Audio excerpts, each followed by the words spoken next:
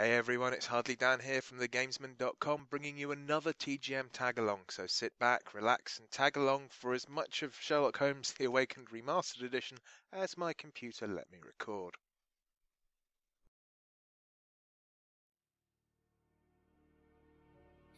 Go away, you swine! Leave, or I'll make you bleed! These all came from the swamps. Could be toting contraband. Holmes! Help me!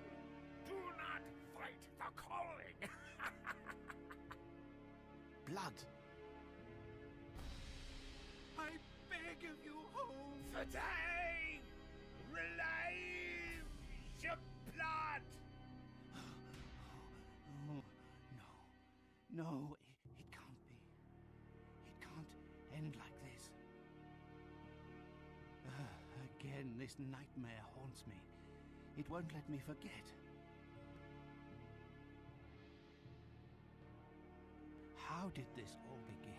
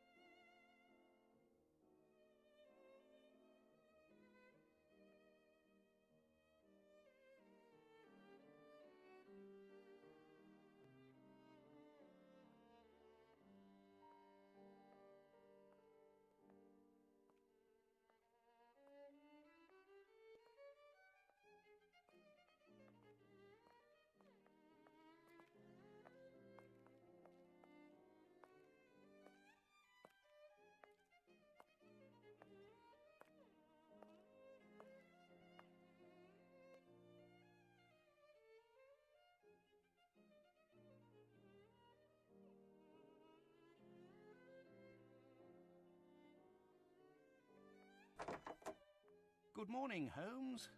Looks like a typical London day. Fog in the morning, fog in the afternoon. Ha! And here's a surprise, fog in the evening. Good morning, Watson. Can you imagine? I have been at it since 5 a.m. and I scarcely think my list of patients for the day has even been touched. What is more insufferable, I haven't even had a moment with the morning paper. They say the minister will assuredly... Holmes! Whatever is the matter? You haven't heard a word I have said. It is the tedium, my dear Watson. Life is ordinary. The papers are lifeless. Any hint of audacity, and dare I say romance, has vanished from the criminal world. Holmes, it is only temporary. You know perfectly well that sooner or later an exceptional incident will occur in London or thereabout, which cannot rest till the talents of Sherlock Holmes are called into play. Then it will be up to your agile wit to set things right, which should satisfy your constant need for mental gymnastics. I hope the heavens hear your words, Watson. I hope they do indeed.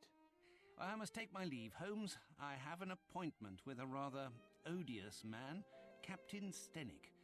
He is apparently in a state, with near tachycardia due to some problem involving his manservant. Why don't you get out for a brisk walk, Holmes? Perhaps buy a newspaper or visit that fellow, Barnes, over on Glentworth Street. You might remember him, the bookseller. He has some new volumes of the particular sort that should occupy your mind for a time.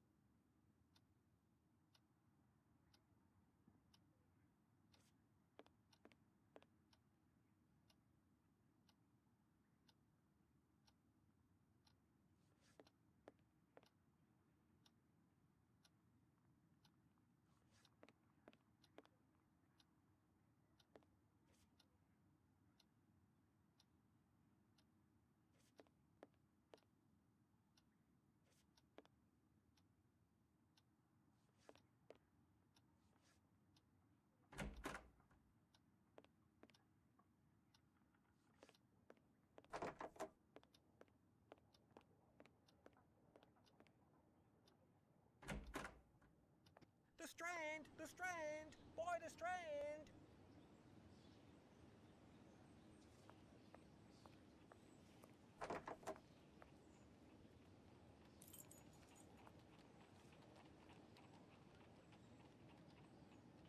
Strand! Strand! By the Strand! So, my young friend, what is the news? Nothing of interest for the great detective, sir. Those old stuffed shirts ate up half of London at their big scientifical to-do, and some Scandinavia princess is driving the locals wild with curiosity. A Scandinavian royal is in London? If you and the lads can look sharp and find out more about her visit, there will be some coin for your pockets.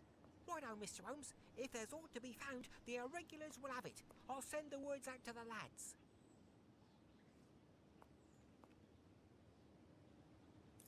It is necessary to keep my informants in fighting form.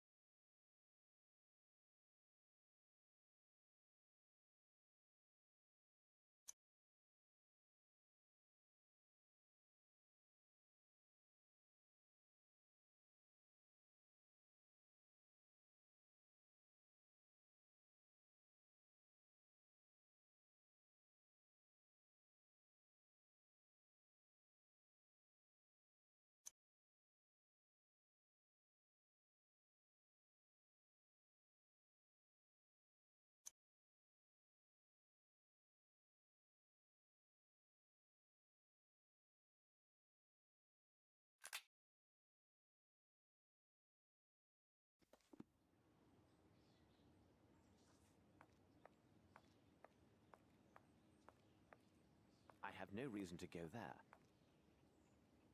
I have no reason to go there.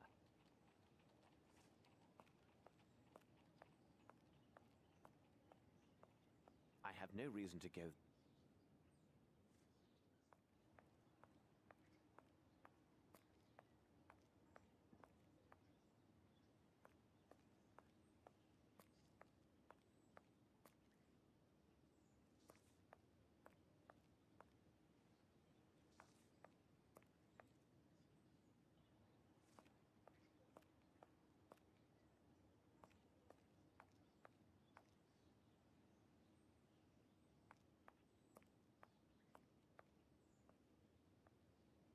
Pardon me, I'm looking for the Barnes bookshop.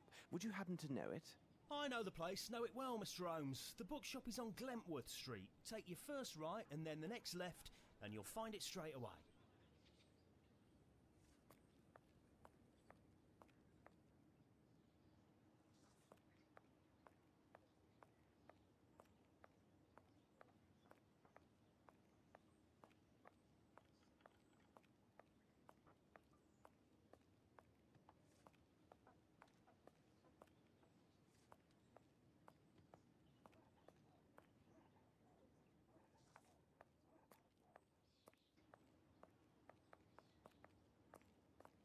My respects, Miss Fleming.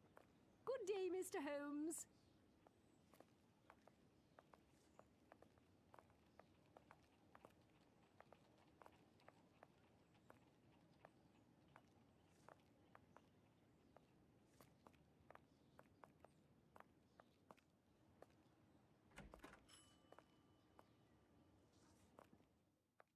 Good morning, Mr. Holmes. How are you? I have some new novels that should interest you. A nice illustrated volume on fish and a collection of legends on piracy. They must be here somewhere.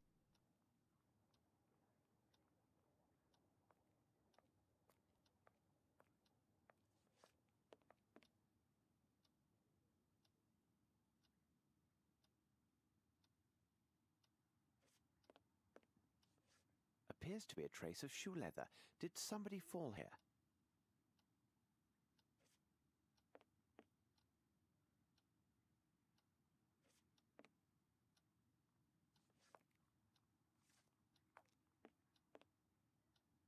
What can I do for you, Mr. Holmes?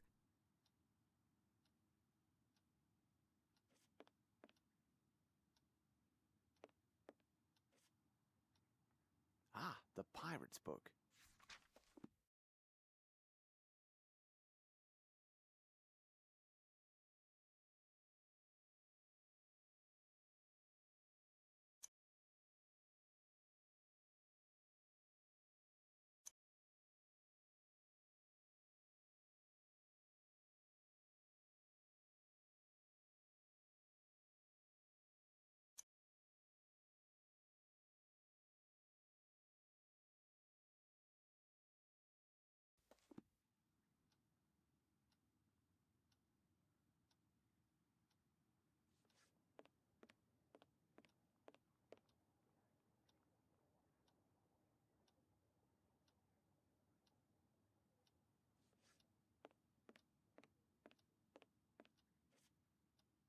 A book about sea fauna.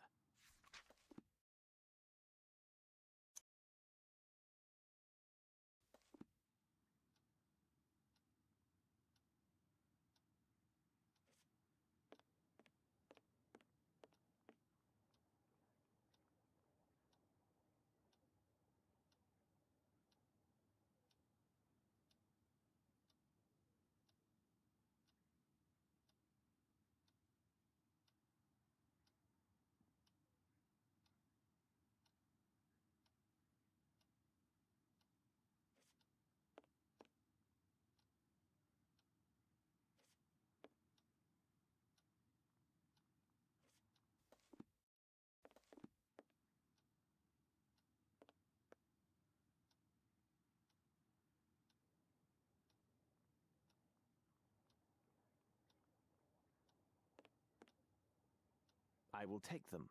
Thank you, and goodbye, Mr. Holmes.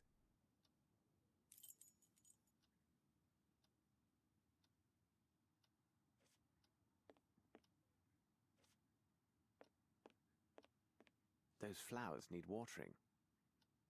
By the way, Barnes, before some misfortune befalls you, I am quite certain Miss Fleming, the flowers saleswoman, would prefer chocolates to a fractured bone. But how could you know that? Indeed, even she, I told no one about this. Other than Dr. Watson, that is. Oh, I see now how it goes. Not at all. Watson would never reveal a confidential matter of professional trust. He did, however, mention your fine shop and your novelties. Knowing his views on classical literature, I doubt there would be any inducements to enter your shop unless it was professional business. What would trouble a man of your age and position, sufficient to require the services of a doctor? I noticed trace of shoe leather on the stepladder and deduced that you no doubt lost your balance, fell, and likely suffered a nasty sprain. As for the flowers, you deliberately let them die and left this sad display open to the public, hoping no doubt that their supplier would notice and take great efforts to come and replace them. Also, I know Miss Fleming to be a statuesque woman, so typical of the Scandinavians. I noted that you would likely wear shoes with a higher heel, so that you and Miss Fleming, should she arrive, see more eye to eye. Unfortunately, climbing about on ladders and the like in such shoes is a risky business, isn't it? Indeed, it is, Mr. Holmes. Believe me, Barnes, try chocolates next time. And besides, it requires a bit more than well-heeled shoes to find a proper soulmate. Don't you agree?